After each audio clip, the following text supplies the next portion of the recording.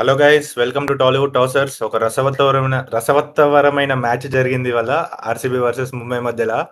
Starting లో RCB గెలుస్తుంది, ముంబై గెలుస్తుంది, మళ్ళీ ఆర్సీబీ గెలుస్తుంది, మళ్ళీ ముంబై గెలుస్తుంది అన్నట్టు జరిగి లాస్ట్ కి ఆర్సీబీ గెలిచింది. ముంబై ఇంకో 3 మ్యాచ్లు ఉండగానే ఎలిమినేట్ అయిపోయింది ఐపీఎల్ నుంచి ఈసారి. నాకు తెలిసి ఎవరు ఎక్స్పెక్ట్ చేసి ఉండరు ఇంత తొందరగా ముంబై ఎలిమినేట్ అవుతుంటుందని. But yeah, Mumbai got eliminated. కాదు సో 2 యా, మ్యాచ్‌లు ఓడిపోవడం స్టార్ట్ చేశారు. ఇంక ఆర్‌సీబీ బ్యాక్ టు ఫార్మ్ ఇంక ప్లే ఆఫ్స్‌కెళ్ళలేదని ఎన్నో అన్నారు. చెప్ప అందరూ జితేష్ శర్మ ఫామ్‌లో లేడు, షెఫర్డ్ ఫామ్‌లో లేడు, బ్యాటింగ్ పూర్ అని ఎంతో అన్నారు. చూసారా ఇప్పుడు top of the table with net run rate plus 1.2 ఎవరు దగ్గరలో కూడా లేరు. అస్సలు ఏం మీకు మాకు సేమ్ పాయింట్స్ ఉన్నాయిలే బ్రో. అని నెట్ నాకు రన్ రేట్ ఇంపార్టెంట్ అన్న. నాకు తెలిసి SRH versus RCB match crucial అవుద్ది, ఎవరు టాప్ 2 లో ఫినిష్ అవుతారు అనేది.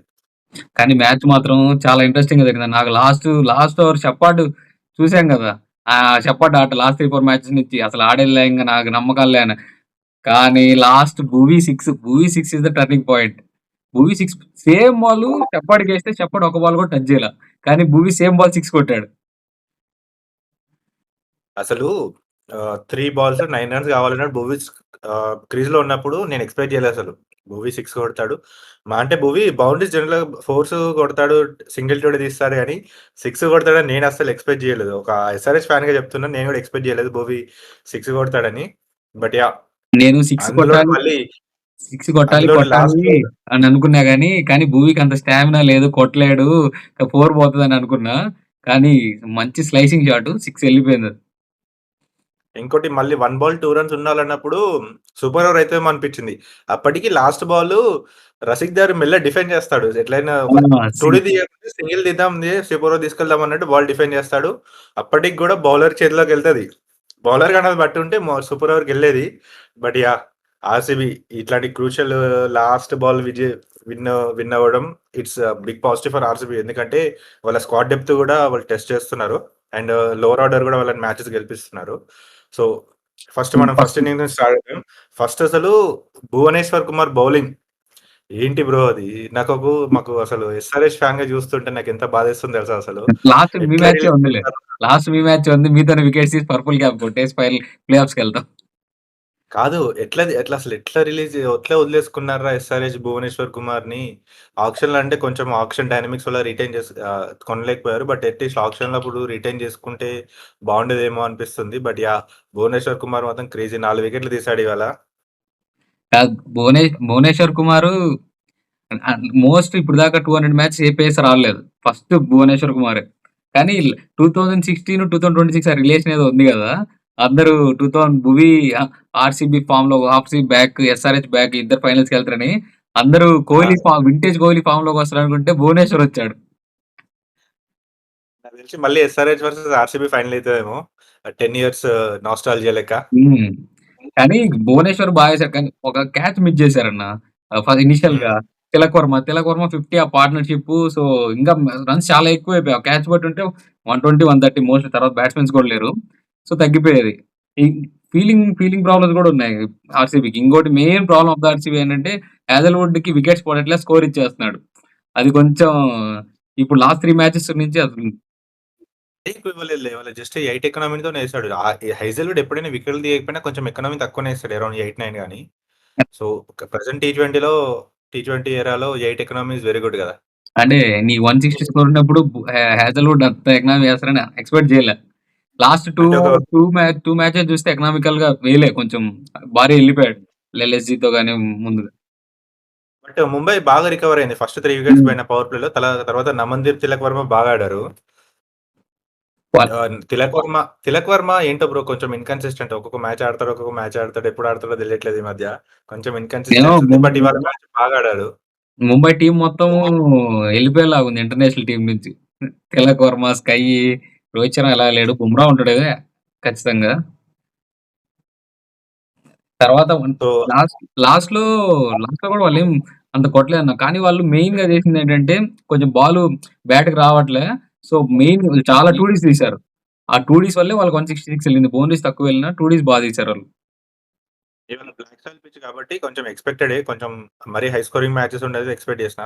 బట్ మరి 160 దగ్గరకి ఉంటదని అనుకోలేదు. బట్ పిచ్ కూడా అలానే ఉంది. కొంచెం డబుల్ పేసు, బౌన్స్ కూడా కొన్ని బాల్స్ లో, కొన్ని బాల్స్ హై అవుతున్నాయి. సో, ముంబై కొంచెం దాటుకుంటూ ఏమంటారు పాక్కుంటూ 166కెళ్ళింది. ఇంక సో, తర్వాత 166 ఉన్నప్పుడు నీకేమనిపించింది? సెకండ్ ఇన్నింగ్స్ స్టార్ట్ అయ్యే ముందు చేజ్ చేస్తారా నేను లేదా అని? 14, 15 ఓవర్స్ చేంజ్ చేస్తారు. ఇంకా 1+1.2, 1.6, 1.7 అవుతది అని అనుకున్నా. కానీ అందులో ఫస్ట్ స్టార్టింగ్ గూడా జాకోబ్ బెథెల్ ఫస్ట్ 4 కొడతాడు. సెకండ్ 4 కవర్ డ్రైవ్ కొడతాడు.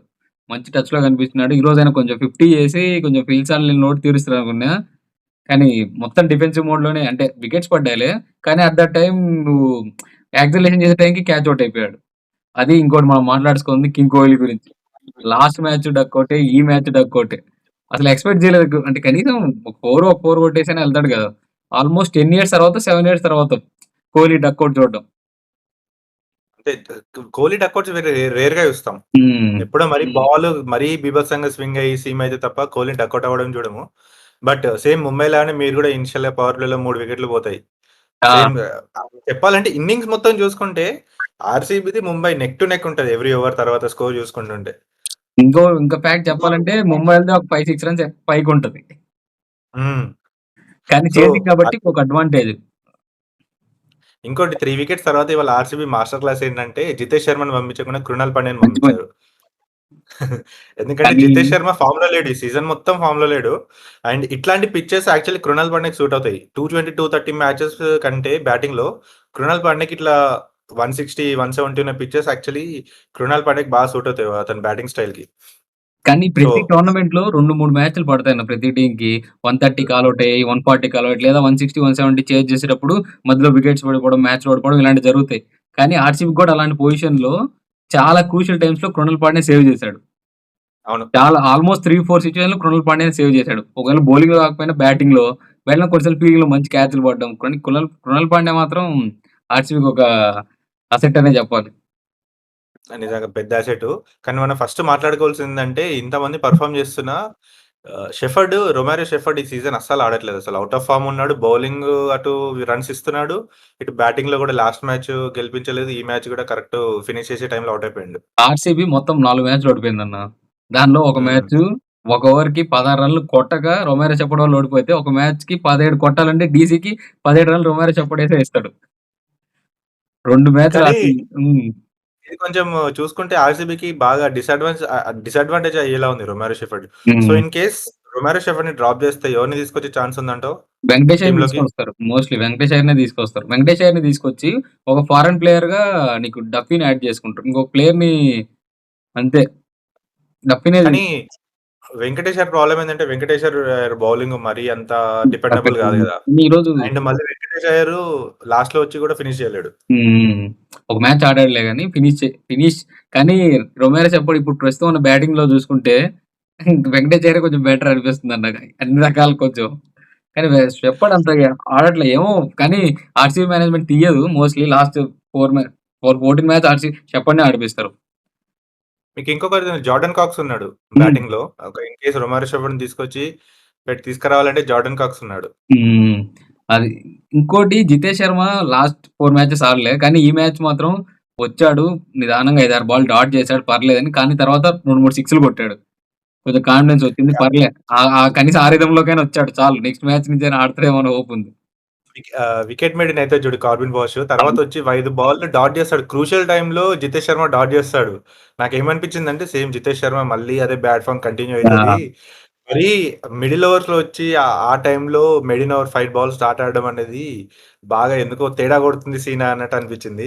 కానీ ఆ నెక్స్ట్ ఓవరే ఫస్ట్ బాల్ 6 కొడతాడు. ఎక్కువ రన్స్ కొట్టకున్నా గాని బట్ అట్‌లీస్ట్ ఒక 2 సిక్స్‌లు కొట్టి ఎళ్ళిపోతాడు. ఈరోజు మనం ఇంతకుముందు మాట్లాడుకున్నాం. ఇంకోటి బాగా డిస్కస్ చేసినట్టు. ఒక ఇంపాక్ట్ ప్లేయర్ వచ్చి బౌలింగ్, బ్యాటింగ్ చేయకుండా ఇంపాక్ట్ ప్లేయర్‌గా వచ్చిన ఫస్ట్ వ్యక్తి శార్దుల్ ఠాకూర్. దాని తర్వాత ఈరోజు రఘు శర్మ. అవును. రఘు శర్మకి ఎందుకో విచిత్రంగా ఇవాళ బౌలింగ్ కూడా ఎయలేదు వీళ్ళు. లెఫ్ట్ హ్యాండర్స్ ఇద్దరు ఆడుతున్నారు గదా! అట్‌లీస్ట్ అందుకని ఇలా. కృణాల్ పాండ్యా, జాకోబ్ హ్మ్. బెత్తల్ ఆడుతున్నారు. అందుకని ఇలా. అదొక మంచి మూవ్. కృణాల్ పాండ్యాని తేవడం వల్లో బౌలింగ్ ఇలా. ఇంకోటి అశ్విని కుమార్‌ని తీసుకుంటే ఈరోజు చాలా ఛాన్స్ ఉండేది ముంబైలో గెలవడానికి. వాళ్ళకి బౌలర్ లేరు. 4 సీమ్ బౌలింగ్ ఆప్షన్ లేడు. స్పిన్ వర్కౌట్ అవ్వట్లే.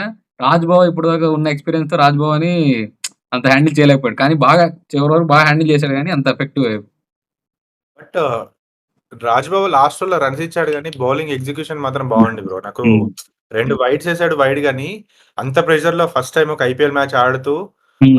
బౌలింగ్ ఏసాడు. ఆ ఒక్క భువనేశ్వర్ కుమార్ 6 తప్పిస్తే చూస్తే ఆహ్, ఫ్రీ హిట్ గూడా నీకు సింగిల్ రన్నే అది. ఇచ్చాడు.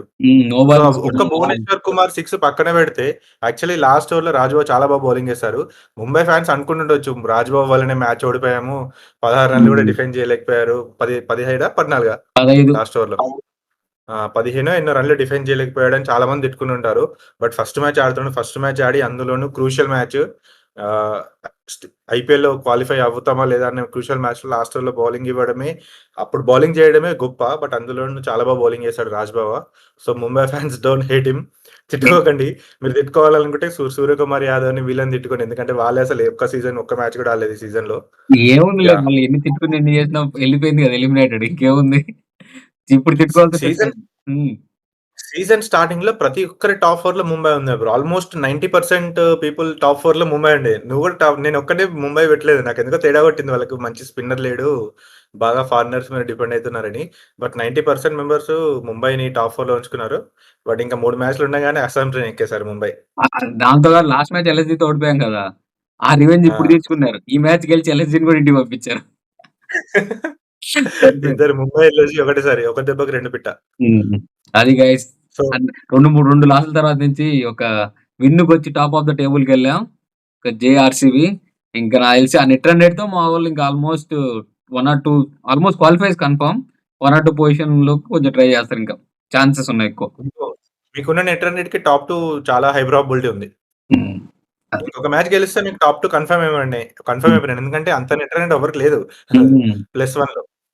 So, okay. అది మీరేమనుకుంటున్నారు గైస్? ఆర్‌సీబీ టాప్ 2లో ఫినిష్ అయితదా? టాప్ 2లో ఫినిష్ అవుతే ఇంకా మిగతా టాప్ 4లో ఎవరు ఫినిష్ అవుతారో మీరు కూడా కామెంట్ చేయండి. జేఆర్‌సీబీ.